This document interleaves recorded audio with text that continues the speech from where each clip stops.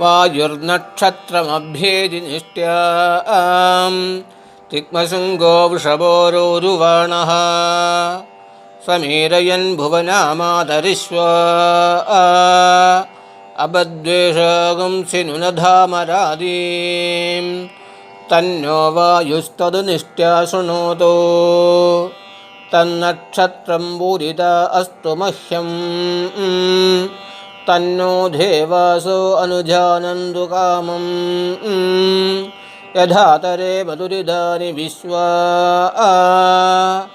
आयवे स्वाहा निष्ट्यायै स्वाहा कामचाराय स्वाहा विजित्यै स्वाहा मम स्वाधीनक्षत्रदोषवशात् सम्भावित समस्तकष्टान्नाशय नाशय सर्वत्र विजयं प्रयच्छ सकलकार्यानुकूलं प्रयच्छ विपरीतं यदुत्थितं भयं तत्सर्वं क्षमय स्वाहा स्वाधीनक्षत्रदेवतायै वायवे नमः।